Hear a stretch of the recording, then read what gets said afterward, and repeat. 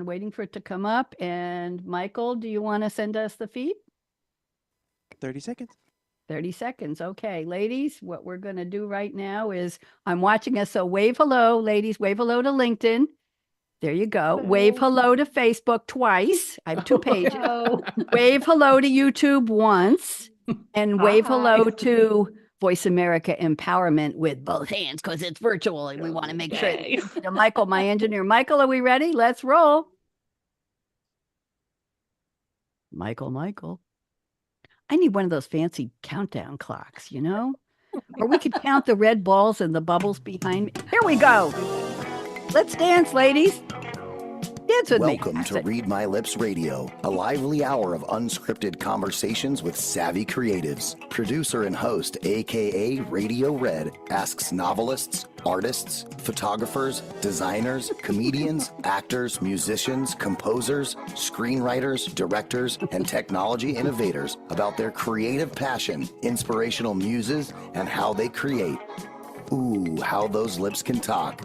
Now, here's akaRadioRed. Thank you to the wonderful voice who introduces me so well, Radio Red in the house. I took last week off. Shame on me. It was Labor Day week, and I was told we had to do a replay, so I did one, and then I took my Wednesday show day off as well, so I'm really raring to go here. Radio Red in the house. This is where I gather with very interesting, savvy, creative people from all walks of life. It doesn't matter what they do. We're all creating something, right? How do you look? How do you talk? How do you wake up? What do you do in the morning? What do you do in the evening? What do you do for work or not? What do you do for play or not? That's what we're talking about. And I have a very interesting show for you all today. I'm going to do a couple of setups here in a second, but these 3 ladies you see on the screen, if you're watching us on LinkedIn, Facebook, or YouTube live right now, these 3 ladies all co-wrote a book, an interesting book that made me cry. And I love the book. Anyway, and I'm not going to tell you exactly what it was about yet, but it's very unusual for me to have 3 co-authors, and they are very, very, very fine writers and very interesting people. So let's get started. Ladies, before we do anything, we have to do a shout out. So I want you to make the letter L with your fingers, please. I don't care which hand you are. There we go. And by the way, Karen S-R is in a library, and I appreciate that. Otherwise, we would have had her in the woods camping. So thank you for the accommodation. So on the count of 3, you're going to join me. I told you it was a party. On the count of 3, you're going to join me in saying hello, L, just like that. 1, 2, 3. Hello, L. Michael, could you put that down as tied for second place as the most coordinated LLL, please? Michael, my engineer, is keeping track of this. Ladies, somebody had a lag on the L, but it was really good anyway. LLL is lovely, lanky Laura Legs, a lady I met at a dance class many years ago on Long Island. So far, it's all L's. She's our most loyal listener, but she lives in Whitestone, New York. I mean, the nerve, and it starts with a W. I've been trying to get her to move somewhere. We thought about London. I was going to move to London, but I have this little habit where I tilt my head when I read things. Even when I read your book, Rebecca, I tilted my head. And the first N in London went upside down and turned into a U. So I bought a house in Loudon, Tennessee. But it starts with L. I know. It starts with L. I'm trying to get Laura to at least visit. So we'll see maybe. She's actually at a wedding today, but she will listen to the replay. So I want to welcome the 3 of you. This is September 9th, my first show of September, the 252nd day of the year in the Gregorian calendar. Used to be Julian, but there were a lot of days mashed up together with nothing in between, like the 3rd of October was next to the 14th. So what'd you do if you had a birthday that time? I don't know. So Gregorian Pope Gregory came along and said, I'm going to make a new calendar, and we're very happy. 113 days are left. This is the 37th Monday, and nobody cares about that except me. When we get down to about 95 days, I'll start giving people advice on maybe, Karen Smith-Racicot, you want to take that old whiskey still behind the house and gin it up and put some nice whiskey started for New Year's Eve. And Rebecca, is it LaChance or LaChance? How do you want me to say? LaChance. LaChance. Oh, my French is be well. Merci. Je vais bien, merci. Okay, Rebecca LaChance is probably going to want to make homemade Kahlua. You're going to have to start putting those spices and everything together in a jug and, just stir it and give it some love every day. Karen Justice might be interested in buying something to imbibe, alcohol or not, online, but the shelves will be bare by November 1st, I'm telling you. So you'd better, it's going to be a big celebration because we think we're out of the woods with all those things that were going around. So, well, maybe not. Anyway, so that's what's going to happen. So I have my opening poem here, and I would like to read it. When I call your name, just wave, okay? So welcome to Read My Lips, where creativity takes flight. Cool conversations with creatives, a round table of delight. With me, host akaRadioRed, whose words just, flow on her Scarlett mic in the live streaming glow. Today on the Camaraderie of Creativity, in honor of my three guests, we will reveal how unique creatives work together, think and speak for real. Now, I added a little bit to my normal poem, and my three guests are co-authors with abundant heart. Their book, Widows Among Them, shares empathy right from the start. They've compiled statistics to enlighten us all and advice to help widows from taking a fall. We'll learn who they are back when and present time. They're smart, savvy ladies, very much in their prime. If they were an amateur rock group, they'd be Rebecca and the Two Karens band. While they've been on a few tours together, their keyboards create hope through words across the land. We'll leave it there. That took that from your book. I hope you don't mind. So here we go. Rebecca LaChance, wave hello, painted icons that appear to self-compose. A nurse, a soldier, a photographer, she just knows. The power of beauty seen in eyes and skies. A healer of body and soul, her art elicits sighs. I hope you like that, Rebecca. Oh, she's choking up. Okay. Karen Justice, wave hello. Learned to adapt through life's wild dance. 31 years as an Army wife, took every chance. From teaching to strategy, she turned change into art. Now she shares her wisdom on how widows can restart. I hope you like that. And Karen Smith-Racicot found her voice and confidence anew. From business owner to a guide with wisdom's view, preparing others for life's unexpected surprise. With strength and grace, she lifts spirits to rise. I hope you like that, Karen. Oh, she's touched. Good. So join us, dear audience, on our creative quest with akaRadioRed, bringing you, as always, her best, the camaraderie of creativity on the September 9th day. We hope to inspire you to live large, love life, and play. Okay, ladies, how'd I do? Great. Superb. Great. Thank you. Lovely. Thank you. After I read part of your book today, I read the beginning of each chapter and the opening, and I was crying too much. I had to stop. I don't have waterproof anything. I don't use mascara anymore.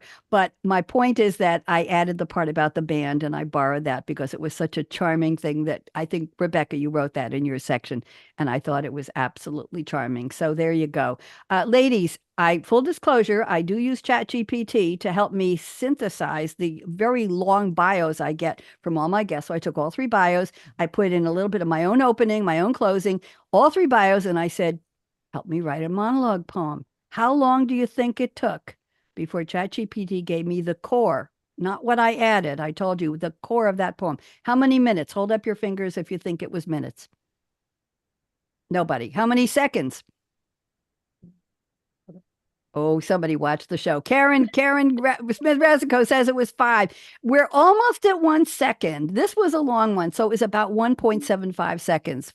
I have to be honest about that. Yeah, and then I spend a lot of time going over. I take the 4 lines it gives me. I call it she gives me, and I compare them to each of your bios and make sure that she has pulled the right elements from your bio so that I will really honor you. And I'll make you a group rate if you want to borrow the poems to use in your promos. Okay, cool. We'll talk afterwards. So now it's time to find out who you really are. I did a little overview, and now we'd like to really know more about you. Rebecca LaChance, I am going to put you on full screen view right now. Would you please honor us with condense your whole life into a 3-minute bio, if you will, with a little bit about your creativity. So Rebecca, welcome. Go ahead. I always wanted to start with a long, long time ago.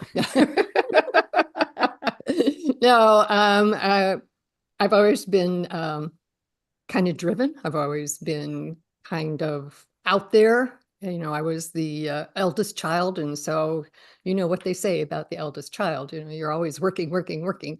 So I actually worked my way through an associate degree in nursing to a PhD in community health policy.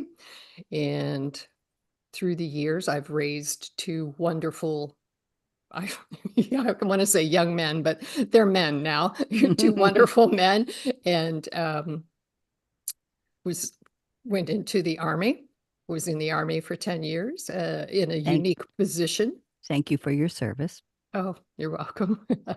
And after I left the Army, I moved into art because I found art to be a way just to get into the interior of myself.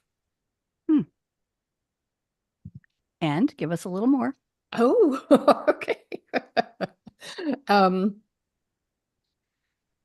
I use the creativity. I use the art as an anchor for my soul, if you will. And when my husband passed away in March of 2020, he died of a heart attack, but he wouldn't go to the hospital because he was afraid he would get COVID in the hospital. And so, of course, he died as a result of the heart attack. And so after he died, I had a difficult time, a time that I really did not expect me to experience. So I was kind of caught off guard by that I did indeed, went into a dark night of the soul, and I had to work my way out of it. And the going back to art helped me understand what I needed to do to come out and heal myself. And here you are. Thank you. Did you design the beautiful cover of your book that's behind you, Rebecca? No, I did not design the cover, but I did design the prototype that they worked from. Beautiful. Really, really lovely. Thank you. Thank you. Mhm. That's the kind of bio I was looking for. I want you to take us up to the point of why you're here, Ah. about the book, about leading into Widows Among Us. Karen Justice, you're next. Love the yellow, lady, and the pink wall behind you. I don't know if you said, wow, I got to design a background for the show, but that's really dramatic there. So why don't you go ahead and introduce us in full to you. Karen Justice, welcome. All righty. I'd kind of like to say I'm a woman of the world, but that's only partly true. And the color of the wall behind me is representative of when I lived in the Southwest. I fell in love with Southwest art, architecture, building, design, weavings, pottery, etc., and the colors. As a redhead, the colors are my colors. All those beautiful golds, rusts, turquoises, browns, etc. The Southwest was one of the many places I've lived, as you had in your poem. I can't keep track. Sometimes I count differently. I believe that the condo I'm in is the 29th home I've lived in, but I've moved 31 times because I lived in two homes, 2 times. Okay. My father was in the telephone industry, and he was working in small towns, taking operator to dial systems. And so we moved around a lot as a child, which is one way in which I learned to manage change.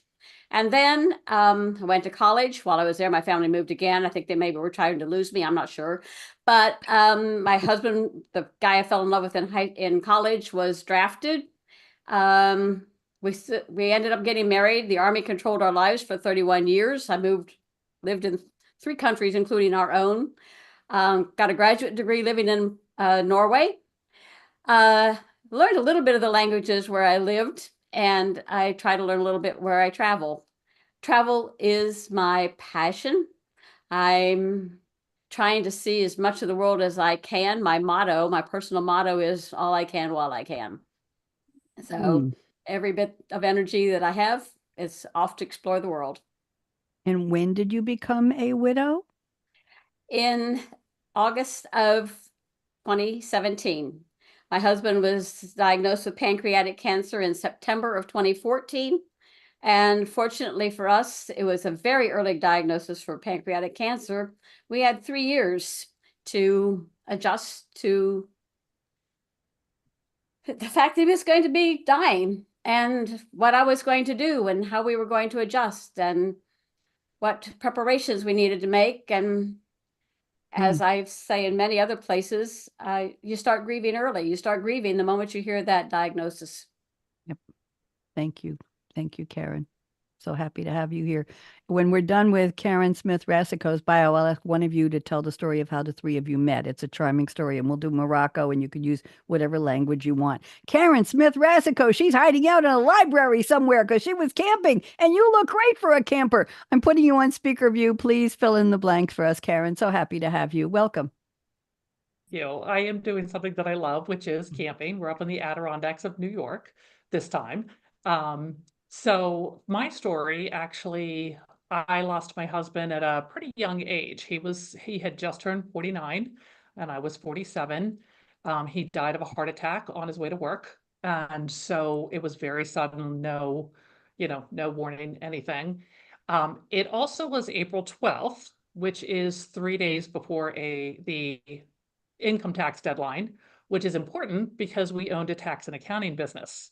So 3 days before the deadline, he died. And that was extremely inconvenient, as you can imagine. But it, it is what it is, but it will be what you make of it. And that's one of the sayings that helped me get through. It started out with, it is what it is. I can't change anything. I need to move forward. I found out there was the second part, but it will be what you make of it. And I knew once I could say that second part and believe it, that I would have turned a corner. And I did. When Sam died, I kept myself very busy. As you can imagine, I kept the accounting business. We had employees. My father had actually just passed away 6 months prior. So I lost my dad, who worked for us, and Sam in the space of 6 months. So that was very, very difficult. So my mom is grieving. Then when Sam died, she's helping me. My girls were in college at the time. One graduated about 2 weeks after he died. The other two were freshmen in college. So it was a very, very tumultuous and time. But we made it through that part. And I went a couple more years with the accounting business. And then I eventually sold it, but continued to work for the person I sold it to for a couple of years until I finally said, I don't even really like tax and accounting. Why am I still here? So I retired from the accounting business. In the process, I never did. It was always Sam's love, right? In the process, I've gotten married, remarried, and have 2 other adult kids and 7 grandkids with my husband, Bob. My creativity honestly comes, I never actually realized that I was creative, how creative I was. My creativity actually comes from organizing and making things, putting things into place and I never really looked at it that way. I was like, that came so easy to me, organizing things and creating. My one of my staff ladies used to laugh, and she would say, Sam doesn't need to bring you flowers, just give you a new software program to figure out. I'd be like, yes, because then it helps me organize things. So that's a lot of my creativity. And then I have a friend of mine who got me into quilting. And so that is my love now. And I do, in fact, while we're camping, I have my sewing machine with me and a lot of material that I have pre-cut so I can sew. Like, it's been raining off and on in here, and I'm like, oh, darn, guess I need to sew, because we're in a fifth wheel, so we have electricity and batteries and all that. So like, oh, darn, it's raining, can't ride the bikes. Guess I'll need to sew today. So Thank I love you. it. That's charming. Thank you so much. I meet people on the show who are doing their prep for the show, and they say, I never thought of myself as a creative person. I say, but you are. You're doing something. I didn't come out of mom with a handbook that told me what to do. Sure, teachers and parents and kids and community and all of that, but we're making a lot of decisions, and that book wants to fall on you, Rebecca. Are you okay? Yeah, yeah. There we go. Thank you very much. So, ladies, the next part of the show, and thank you for the bios. I want to know who wants to tell very briefly the Morocco story about how the 3 of you met and when the conversation came up. Karen Justice, the conversation came up to write a book together. Briefly, Karen Justice, I'm going to leave us all on gallery so I can watch their faces while you speak. Let's see if you're doing it right. Go ahead, Karen. Well, I'm the one that instigated the Morocco trip. I love Morocco. I've been there a couple times and I wanted to share it. So I was there just checking out a couple places I hadn't seen before I planned my trip. And I stuck something on Facebook that said, hey guys, I'm in Morocco. I'm planning a trip. I'm going to go next year. Let me know if you're interested. Bing, bing, bing. Cousins replied, surprise to me. Yes, Red. And then Rebecca, and go, okay. Rebecca and I weren't really great friends at the time, but we knew each other. And then Karen said she and her husband, not too much of a surprise because I know she likes to travel. So we went to Morocco. We had a great time touring all the fun things around the country. But we were in Essaouira, And my friend and guide had planned for us to go to a Berber hammam. Let's call that a Moroccan spa, only Berber style. And Berbers are the native tribes. 2,000 years they've lived in the Atlas Mountains. So we're in getting, well, you know what when you get a massage, you're not very well clothed. Well, we have even less clothes than you usually have in America, which means zero. And we're laying on hot tiles and we're getting scrubbed with this black soap.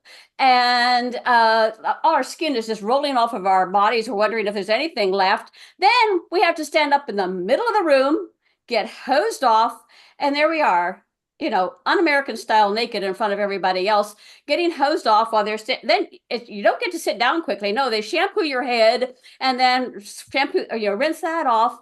And so, you know, we took turns, everybody kind of like doing the American thing, not looking. But Rebecca says, you guys are the only ones who've ever seen my tattoo except my husband, Frank. And so it was, you know, intimate in Morocco. But Karen and I were widows, and it was less than a year later that COVID hit. Rebecca lost her husband. And a few months after Rebecca lost her husband, I lost my father. Karen, who loves to drive.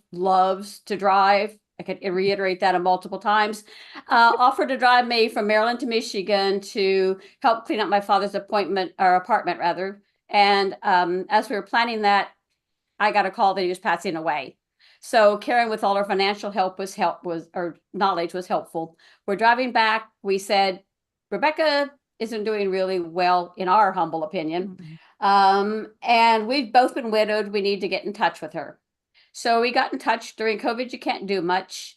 And then we all love to travel. So we started planning things. Who would like to talk about where we went and what we did in Sedona? Rebecca's laughing too much. Karen Smith, you want to try it? Well, she's laughing about one of the parts. But Okay. so yes, we traveled a couple places. We did go to Sedona in 2023 in February because the comment was, let's go someplace warm. So we went to Sedona, and then we went to the Grand Canyon with winter coats and boots and hats and gloves. And one of our iconic pictures is Rebecca's like, how's that warm working out for you? Because we're all like all bundled up and stuff. So, but anyway, and you know, Sedona really is a magical place. And we were in a VRBO. We were on the porch, fireplace going, wrapped up in blankets, looking at the rocks. And we started talking about writing books. And I've written one before. I've written a book to help people get all their stuff together, their paperwork together, you know, organized.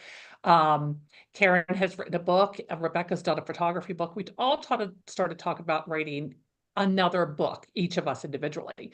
And then the idea was, well, why don't we write one together?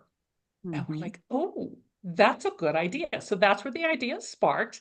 And of course, we also were drinking a little bit of wine at the, you know, with the rocks there. And so one of the ideas, one of the ideas was at the time we called ourselves the accidental hammam ladies because of the hammam spa, accidentally get to see each other, et cetera, et cetera. And we were going to call it the accidental hammam ladies, and our a picture, Rebecca was going to do, the photographer was going to do a picture of the three of us where her tattoo is on the back, where most people don't see. So that was, we were laughing about that. So that's part of the laughter that we have, but that was our original design thought for like a cover. Very which cool. Fortunately has gone into something a little classier, but it was fun to think about. Very, but that's very, where the idea started. Very cool. So you, each one of you separately had your own experience and expertise with publishing a book in your own genre, if you will, what you like to do. Very, very interesting. There's a whole other conversation we could have, but I want to go ahead with my normal format here on what it's like working together on a book and writing together. But I have an idea, and if you'll stick around after the show, I have an idea for all of you. So we'll talk about that.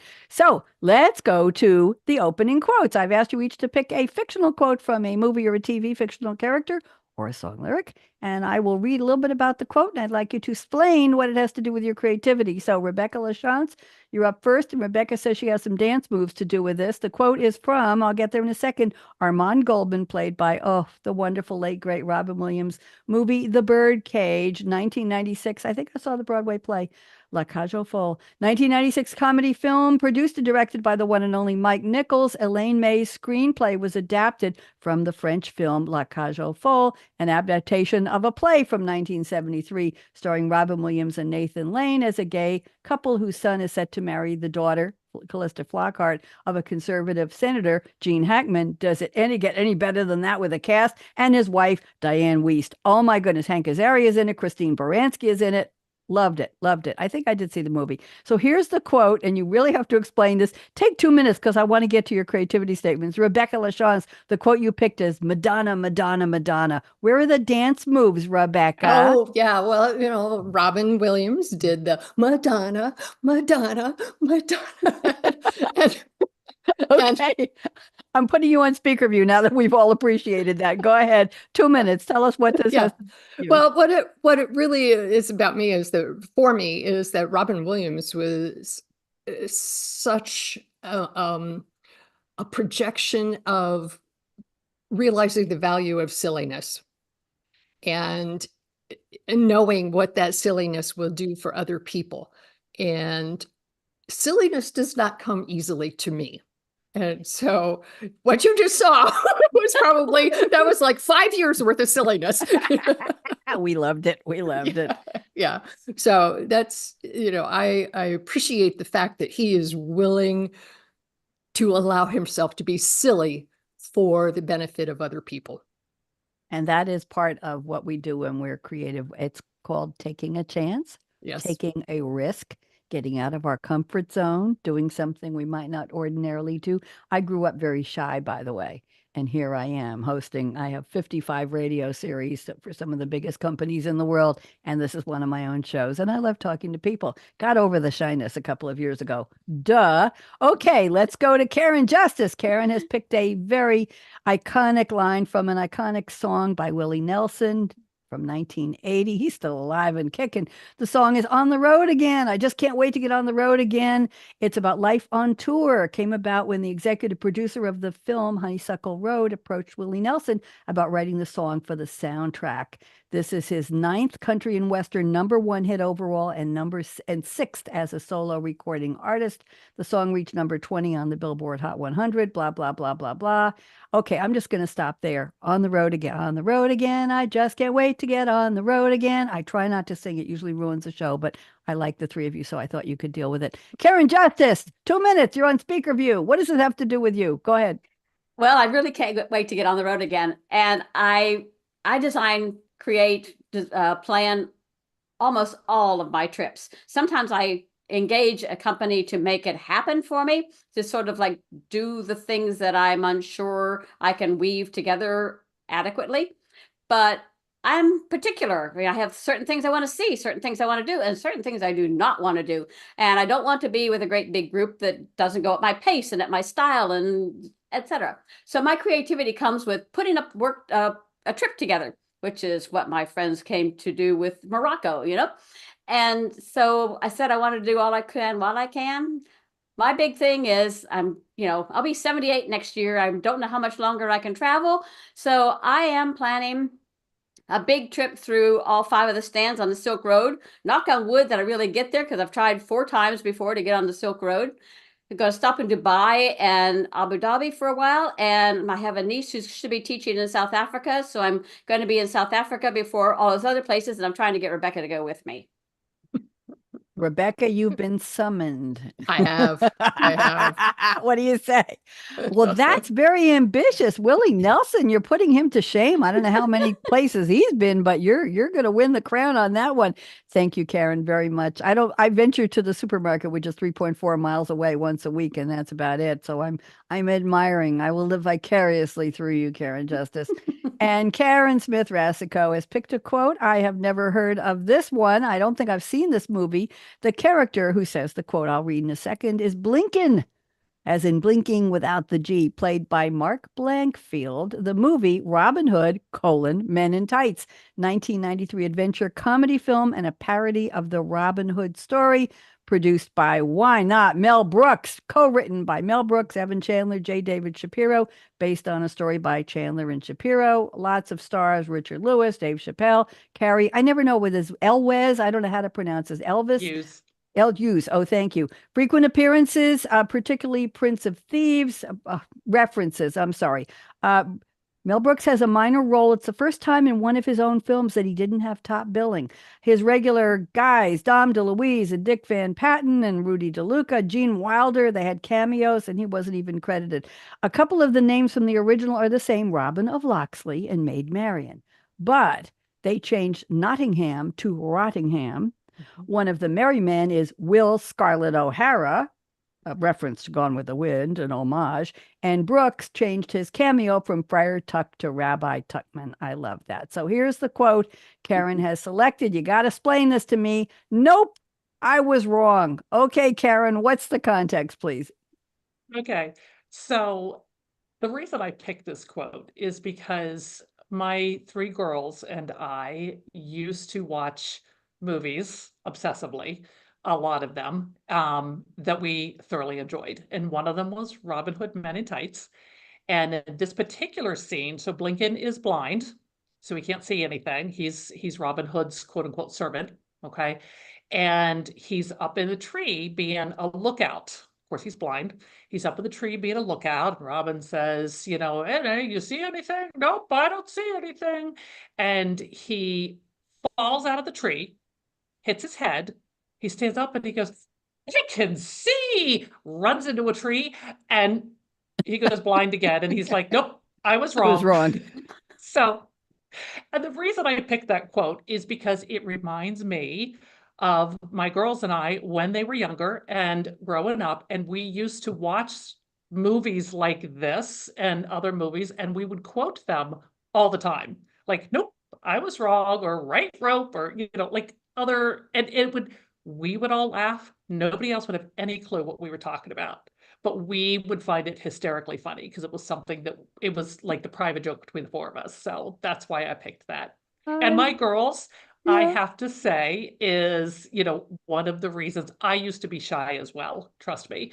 And they are my inspiration in many ways, them and my mom, who's my biggest cheerleader. But I used to be very shy. And after Sam died, I learned that I couldn't be anymore. I chose not to be. And that's where the creativity started coming out. And I started recognizing more about myself. So anyway, but Thank you. Those quotes always remind me of my girls, which that makes me was happy. lovely.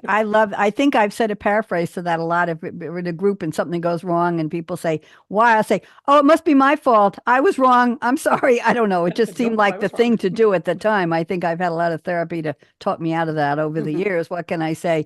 Ladies, that was so nice. Thank you for taking the time to pick interesting quotes. I have a collection of quotes from guests on all of my shows. Even on my technology show, the guests have to pick a quote and relate it to the topic, the future of manufacturing or supply chain or empathy or the future of healthcare and artificial intelligence and AI. And they pick the wildest quotes. So I've got a running list of about 150 quotes from movies, from songs. And if somebody comes on one of my shows, they say, I don't know, I don't watch TV, I don't go to movies, I say, I'll send you a list. Pick one. Okay. Pick one. And one of the iconic ones is you're going to need a bigger boat, and that actually was an ad lib from Roy Scheider, because the producers of Jaws were so cheap that the boat that had the supplies, it was always rocking and getting in trouble. And one day he said, you're going to need a bigger boat. And it caught on and people started saying it as lines in the movie. And when it came to the final editing room cut, the female, I don't remember her name, my first name might have been Ellen, she said, that's a cool line. I'm leaving it in the movie. I think it's number 30 on the 115 top most iconic lines ever in American movies. Mistakes happen. So nope, he wasn't wrong. He was right. There you go. Thank you. Okay, I thought you'd appreciate that. Let's go to the creativity statements. And I'm going to pick one from each of you. You've already said a couple of them. Rebecca LaChance, you already did about the anchor for your soul. I appreciate that. I'm going to pick number 3. I'll read it for you. Don't need to look for your notes.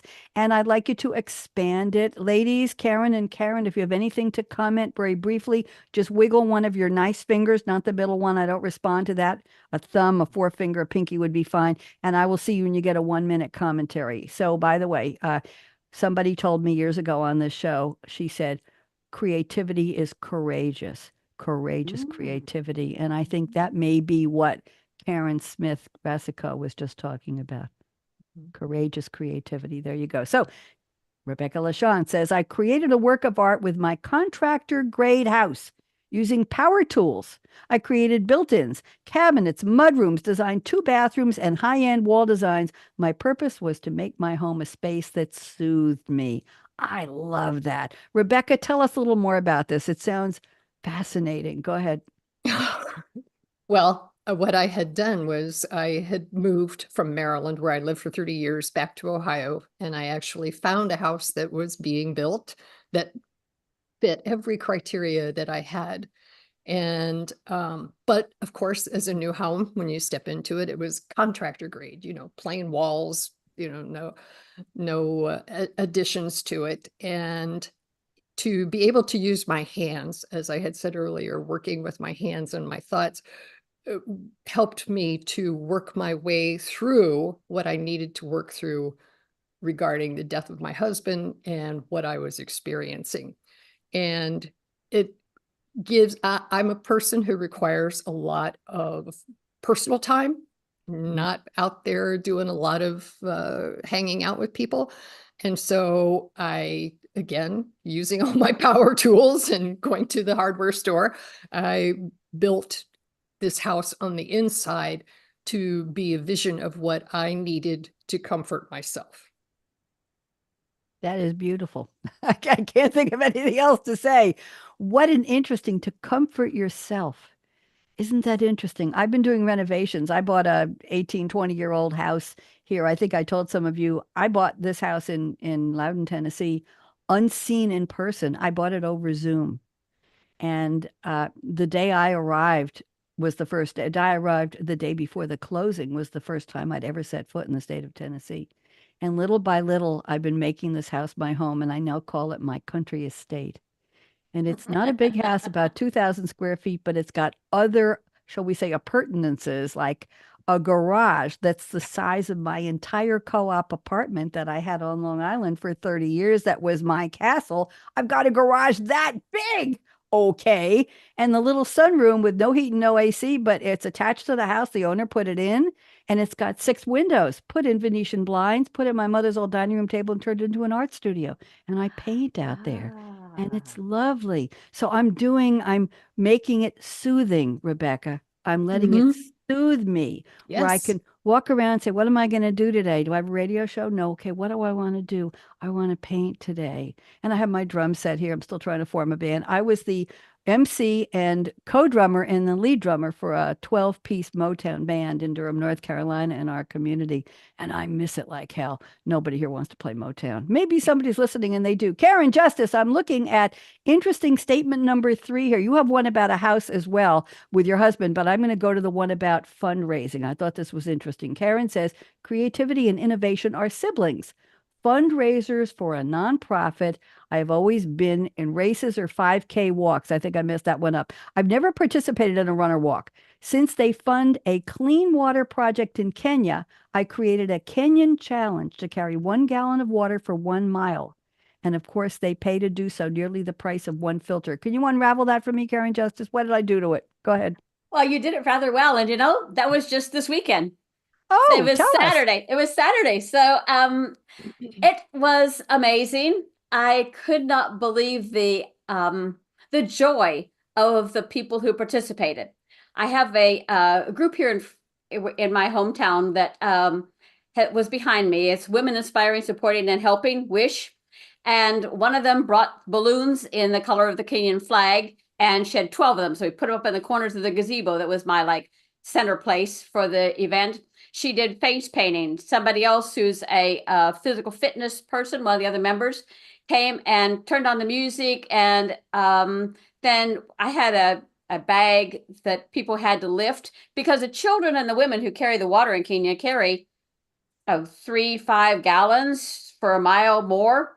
And so besides carrying that gallon of water for a mile, I had a challenge while everybody was registering. They had to lift 2.5 gallons and see how long they can hold it. One woman had it for 4.5 minutes and she was our champion till another woman came along and held it for 5.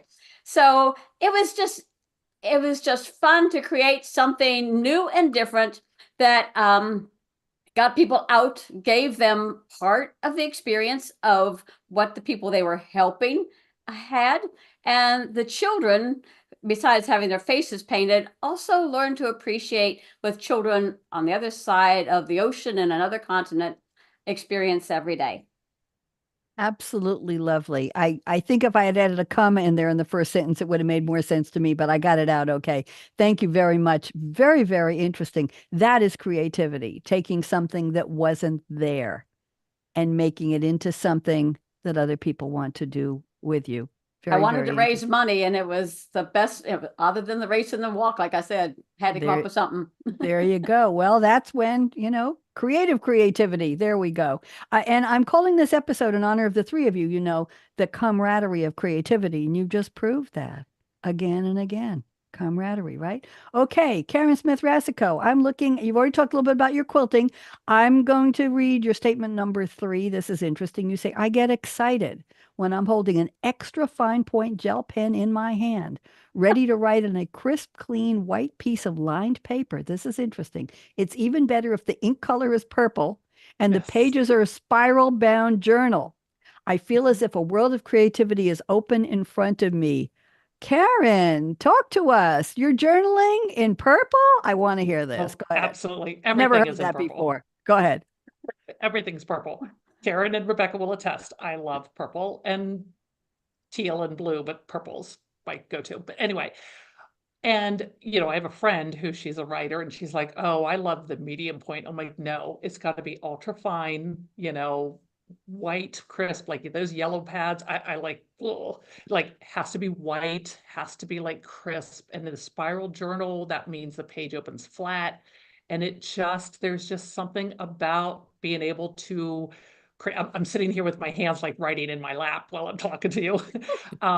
Just being able to feel the smoothness of that pen going across that, I'm going to say virgin paper, as it were, because, if I'm writing something, and I love to write versus type on the computer. I mean, they both have their place, but I love to write. And if I write something and I mess it up, I will literally rewrite it so there's no messes in it. This is my OCD organizing, persona coming out, right? But just the ability, like a blank piece of paper, you can do anything with it. You can draw, you can write, you can put your thoughts down, you can put, whatever you want is there. And it can be for your eyes only. So it doesn't matter what it is, right?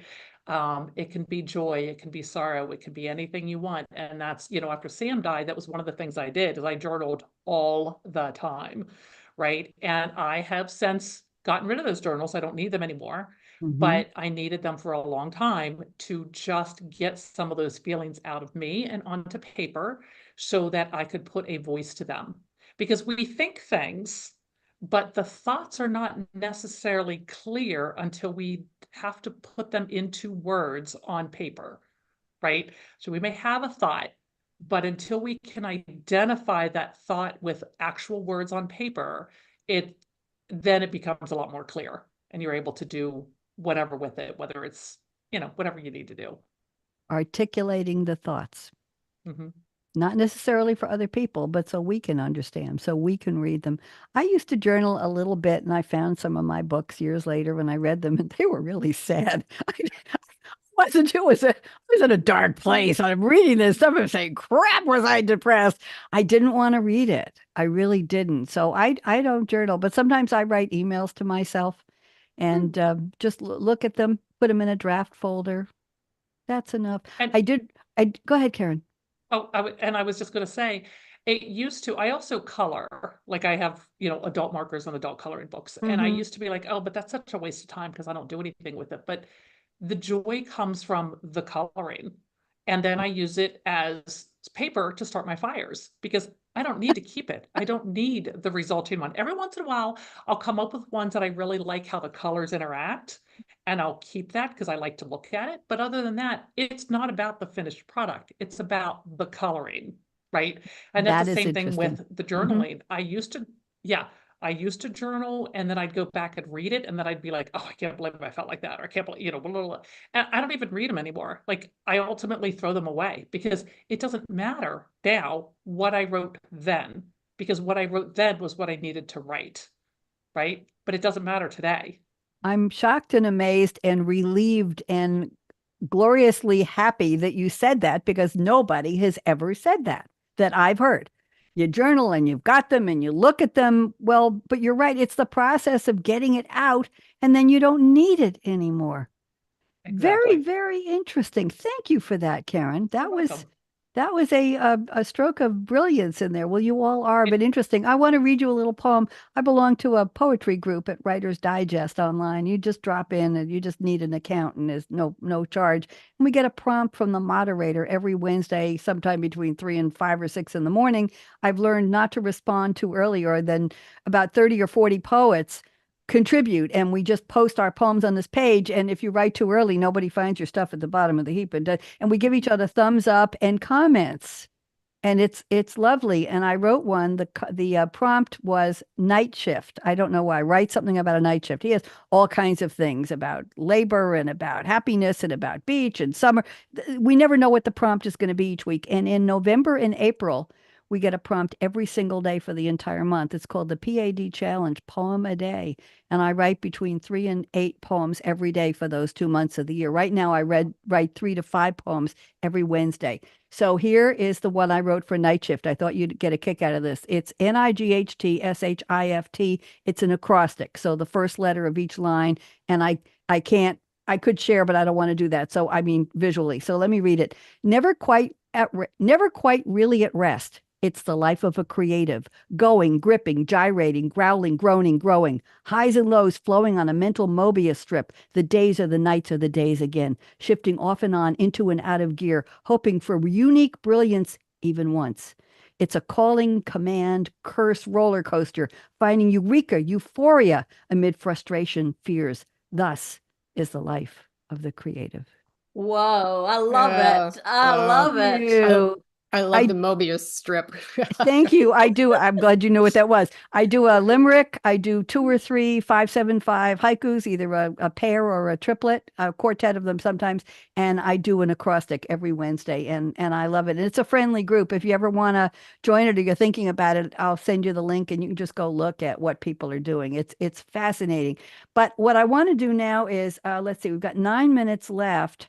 I have a bunch of interesting. Today is a banner day for famous people having birthdays and for interesting holidays you've never heard of. And by the way, here's a quote from Rapunzel, voiced by Mandy Moore, on creativity. I think you'll enjoy this, from the movie Tangled in 2010, American 3D computer animated musical adventure fantasy. Did we just lose Rebecca?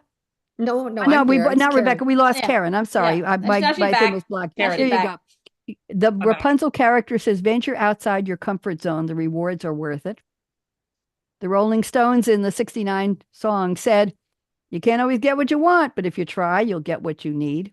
And Glinda, the Good Witch of the North, played by Billy Burke in Wizard of Oz 1939, said, you had the power all along, my dear. I share that with all of you. So here I want to read some famous birthdays and events in music history, and let's just have some fun with this. If you have a comment, just jump in. Don't even wait. Okay, so 2 months after making her TV debut in England on BBC's cabaret cartoons in 1946, Petula Clark, remember Petula Clark?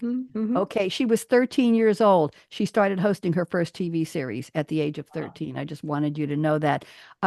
Seaberg is a maker of jukeboxes. In 1955, they put out a new jukebox that held 100 singles and 100 long-playing records. That was groundbreaking, apparently. 1956, Elvis Presley made the first of 3 contracted appearances on The Ed Sullivan Show. He would never have gone on. Ed Sullivan never wanted him, except the ratings, I guess Elvis had been on once before, were huge. They paid him $50,000 for the 3 shows. Ed Sullivan was amazingly sick the first time Elvis appeared in that gig. Charles Lawton was the host. Elvis performed Don't Be Cruel, Love Me Tender, Ready Teddy, and Hound Dog. Do you know how they shot him, the camera shots? Only up. from the waist Waist up. up. That's right, because you know that show had 54 million viewers.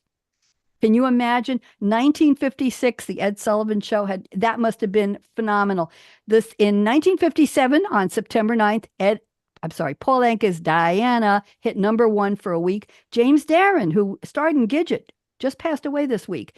His TV series Time Tunnel premiered on ABC in 1966. Sam and Dave the next year, Soul Man, that was 1967. John Lennon released Imagine in the U.S. in 1971. Jim Croce's LP, You Don't Mess Around with Jim, hit #1 in 1972. In 1975, on this day, the TV series Welcome Back, Kotter, remember that, debuted on ABC. The theme song was Vinnie written by... Bonarino.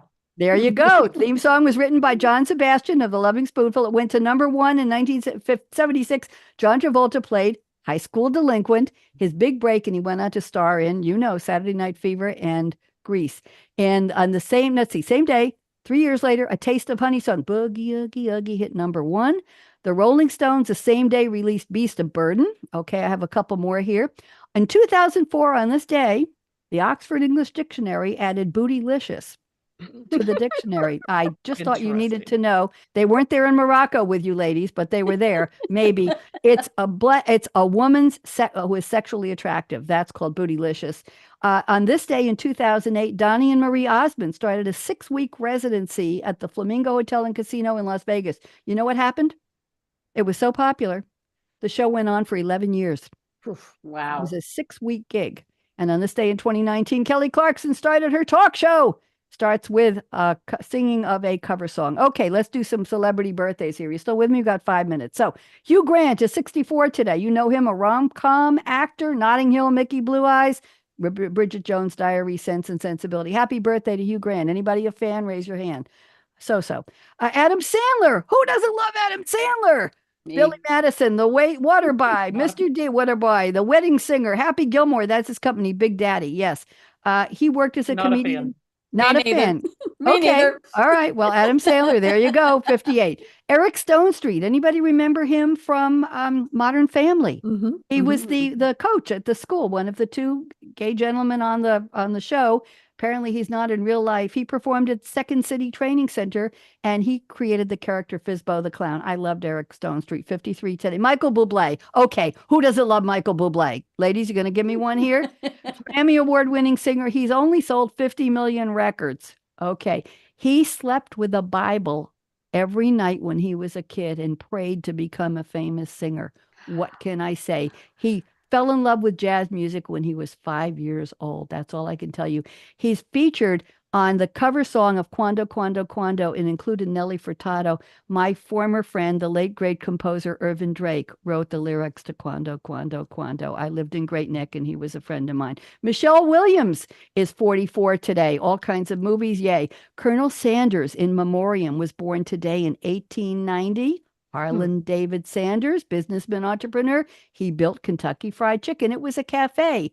He was a salesman, a steamboat pilot, and a railroad fireman. Guess what? He sold it to a group of investors in 1964 for $2 million. Can you imagine what it would be worth today? Otis Redding. Oh, we got balloons. Otis Redding passed away today. He was born today in 1942. He passed away at 26, sitting on the dock of the bay. He co-wrote that song. I have 3 social media people for you who are celebrating birthdays. You've never heard of them, but I want you to wish them well. Shafard Delgado is 24 today. He's on YouTube. Are you ready for this, Karen, and Rebecca? He's only got 6 million followers. If only. He's a dancer, choreographer, and a model. He does street dancing. He and his siblings formed a break dance group called Street Justice Crew. Karen Justice in honor of you, and he plays alto sax. On YouTube also, Brody Falgoust, Falgoust is 26. He, poor boy, only has 1.9 million subscribers. He does weightlifting and diet videos and coaching. My goodness gracious. And he does videos of what he eats in one particular day, 10,000 calories. That's all I want to say. And on TikTok, William Papa is 22. You ready for this? Rebecca, you sitting down? Yeah. He has 76 million likes. 76 million likes. He does point of view and dramatic skit videos. His first video was him trying to eat different kinds of Japanese candy. I can't even imagine. Today is International Box Wine Day. It's International Sudoku Day. And the history was Sudoku started way back when, I don't know, 2005. The British TV Channel 4 included a daily Sudoku puzzle, and it caught on. There you go. Today is National When Pigs Fly Day. Started in the 1500s. It's from an old Scottish proverb, and it became a sarcastic remark, and the day was founded in 2020.